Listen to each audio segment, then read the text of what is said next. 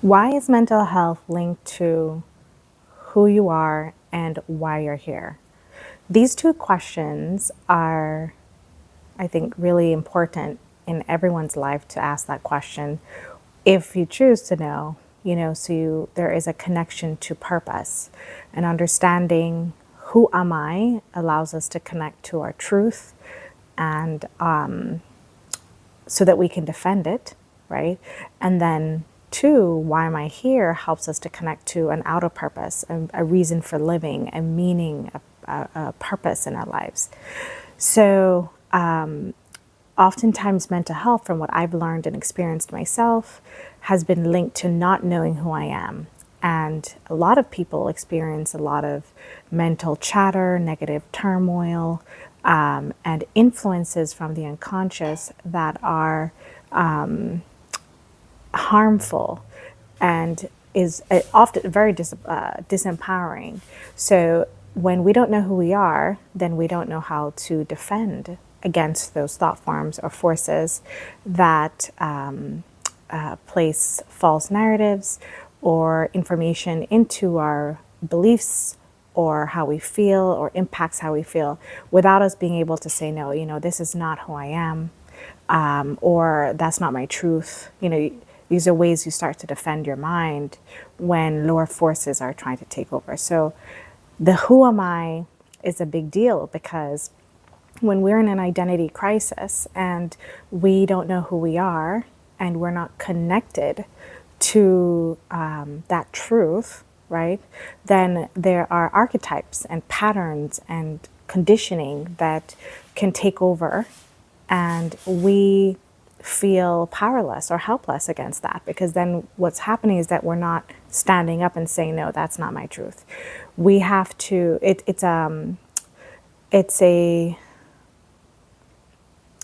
there's a big responsibility here, right? There's a big responsibility to maintain and manage our consciousness, our thoughts, and because our thoughts create, our thoughts are powerful and they have the ability to materialize.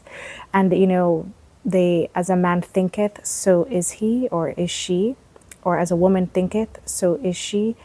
This is very important because our mental chatter, our mind, is influenced by conditioning thought forms. And if we are not observing them or conscious of them, we become a victim to them. So mindset, mental health, all of this ties into how are we managing our minds? Are we conscious of the thoughts we're thinking? Are we conscious of how we're feeling inside? These are the first steps into developing self-awareness so that we can become more attuned to what the inner world is, what's going on in the inner world. See, when we think there's just the outer world, then we're missing a piece. There's an internal world that is 80% of it that directs the outer world. So the internal world needs a lot of care and a lot of soulful attention to become conscious of what's influencing our mind. And is that thought form rooted in love or is it rooted in fear? Is that thought form based on truth or falsehood? Is that thought form coming from my higher self or my lower self? So these are thought forms, these are questions I ask myself to help me navigate when I feel like I'm being taken over by archetypes or patterns or conditioning or identity structures that are not the true self. When you know who you are, then you have free will choice, because then you say, I know who I am and I know who I am not. When you know who you are, you can say, well, I know my higher self would not treat me this way. Or my higher self is very empowering and inspiring and will always act in my best and highest good. Versus my lower self will tell me I'm not good enough, that I can't do something, or that I don't have the capability, or would put me into a downward spiral of shame, guilt, fear, whatever it is. It always sends me down to the pit. Versus my higher self always empowers me, even in the pit, to believe in myself or to love myself or to be patient and kind to myself. The higher self is always lifting me up and never putting me down. There's just a big contrast. So these are ways to pivot, right? and to see where am I standing in my mental health, and that we do have the power to make choices and decisions that lead us to our empowerment versus our disempowerment. But these two foundational questions, who am I, is one of the things that helped me to manage my mental health, because when I did not know who I was often taken over by victim archetypes. I still have some today that still take over, and I'm still working on these patterns, right? But in the past, I had less command over myself.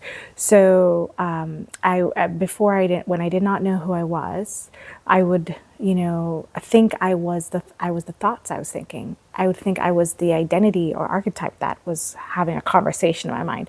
I used to think that's who I was. And I used to believe in it. That's the part that really sucks. Like, I used to believe that I wasn't good enough. I used to believe that I couldn't do this. I used to believe that, I used to believe the lower thought forms about myself. But then I had to recondition and start to believe something else. So, and more importantly, connect to the higher self and discover the higher self, get to know the higher self, and get to know who I am at that level and own that as who I am. And when I start to take on the beliefs of the higher self and start to recondition my mind to love myself and to believe in myself, this is a continuous like reprogramming and reconditioning of the subconscious and one's mind. But the more we start to notice and become aware of it and then say, that's not me. That's not my true self. Then I can say, you know what? I'm going to choose differently. We have free will choice, right? So that's the who am I versus who I'm not, knowing the difference between the two. And then the why am I here? This part is your soul purpose. Like, this is your outer purpose. Knowing who you are is your inner purpose. Knowing why you're here is your outer purpose.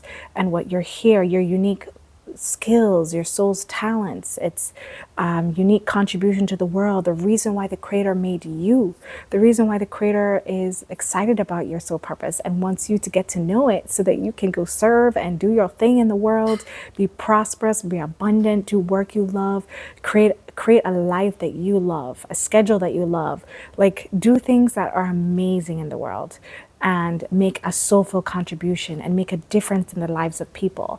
Do work you love, all right? Because the service and the work and the gifts that you have is unique to your soul, and you have a blueprint and you have something that you are here to give that is unique. And the world needs it. And the more you discover that and you work towards those gifts, developing the gifts, or if you're already at that point where you've developed them, then creating a container to serve people, to solve a problem in the world, all of that is mega super valuable. And so that combination is a win-win. When you know who you are and you're doing your personal development and you're working on your mental health and you're like stepping into who you need to be, which is a true self, right? Becoming more of the higher self, right? And then shifting and pivoting and then doing that internal work while you're learning and growing and developing your skills and your talents and co-creating with the Creator, you got a win-win right there. Because when we work with the Creator and we include the Creator in our lives, we are the higher self, Creator, whatever name you give that higher power, we are now transcending an old pattern of exclusion of the Creator and allowing the Creator to lead and to walk with the Creator, to make decisions with the higher self. I mean, that is the best choice, because when the higher self consciousness is leading and making choices, then there's prosperity, there's abundance, there's goodwill. Versus when the ego personality is doing it all on its own, then there's errors, mistakes, problems, like setbacks, delays. I mean, the list goes on. I mean, sometimes destruction and failure. Versus higher self is success and always winning. So when we make decisions from the higher self, we are like co-creating a new future, and our lives change as a result. So know who you are, collaborating with the higher self, becoming who you are, your awesome, beautiful, soulful self, right? Who you truly are, and connecting to that, owning that truth as who you are, defending your truth against lower forces, bam, bam, bam. And then you got the outer purpose, which is like, oh my gosh, I'm stepping into my purpose. Who am I? What am I here to do? And co-creating that with God. You got a win-win inside out. So anyway, I'm at my 10 minutes, but I just want to say, if you've watched this far, I wish you all the best in your soul purpose and your journey. Namaste.